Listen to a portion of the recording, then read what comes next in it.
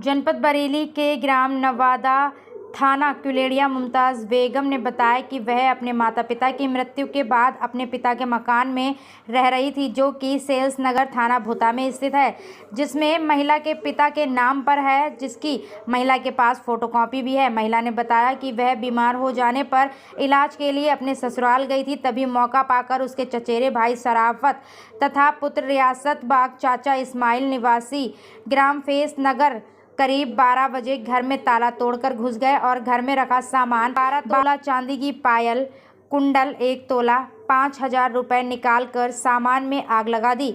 महिला को जब इसकी जानकारी लगी तो वह अपने मायके पहुंची और अपने पैसे वापस करने के साथ कब्जा छोड़ने को कहा तो उन लोगों ने गाली गलौज करते हुए मारपीट करने लगे। महिला ने यह भी आरोप लगाया है कि उनको लोग धमकियां दे रहे हैं, अगर वह यहां रहेगी तो उसे जान से मार दिया जाएगा। पूरी जानकारी देते हुए महिला ने क्या कुछ कहा। क्या नाम है, कहां से आई हैं?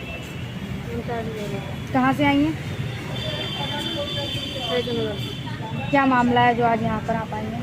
हमारा मामला ये है, हमारे माँ बाप नहीं है, भाई नहीं है, 3 बहनें। तो हमारे चाचा का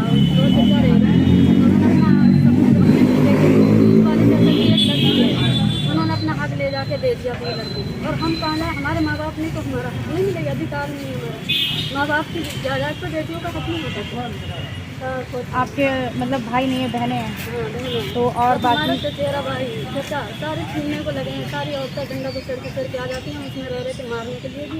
और एसडीएम साहिबा देख के गई थी, माना करके ही एसडीएम साहिबा सारी फोर्स आई थी, देख के गई थी। फिर एक नोटिस आया कि 6 महीने तक कोई झगड़ा नहीं करेगा। जैसे वो हमारे आदमियों को लगा देती आरोप की 76 का आरोप लगा के और 100 नंबर उठा के ले जाती, इन्हें पकड़ के फिर मारपीट कर देती है।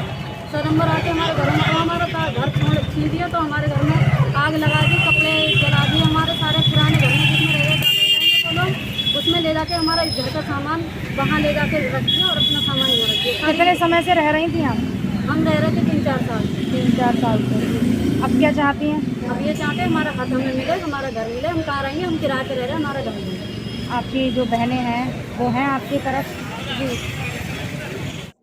जनपद बरेली के ग्राम बिचरा बाल किशन के युवक सत्यपाल सिंह राणा ने डीएम के द्वारा मुख्यमंत्री को शिकायती पत्र सौंपा, जिसमें सत्यपाल सिंह पुत्र श्री ओम प्रकाश सिंह ने बताया कि उनका पारिवारिक जमीन संबंधी विवाद चल रहा था, जिसके बाद परिवार के दोनों लोगों के बीच समझौता हो गया। समझौते के बाद न्यायालय उप चकबंदी अधिकारी से 2 साल पूर्व से पड़ी फाइल पर आदेश कराने के लिए पहुंचे, लेकिन उन्होंने आदेश नहीं किया और 50,000 की मांग की, जिसकी शिकायत जिलाधिकारी बरेली से कर चुका है, लेकिन अभी तक कोई सुनवाई नहीं हुई। मामले की पूरी जानकारी देते हुए सत्यपाल ने क्या कुछ कहा। क्या नाम है, कहां से आए हैं? मैं भोजपुर सैनिक सत्यपाल सिंह राणा, ग्राम बिचरा बाल किशनपुर, तहसील बरेली, थाना अलीगंज। क्या मामला है?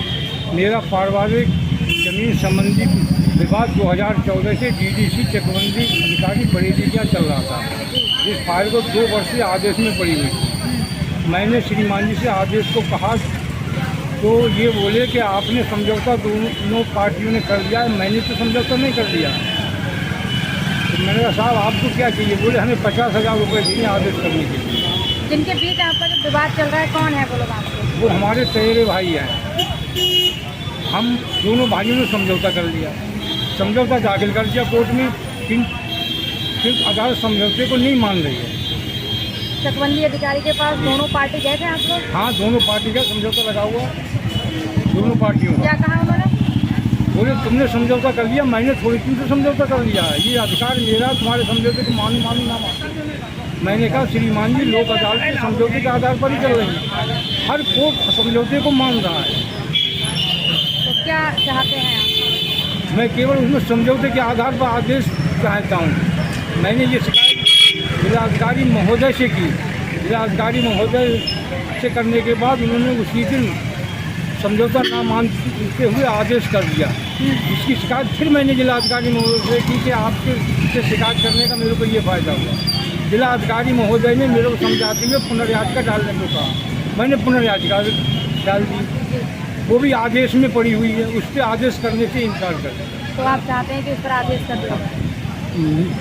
मेरी पुनर्याचिका स्वीकार करते हुए उसको आदेश किया जाए।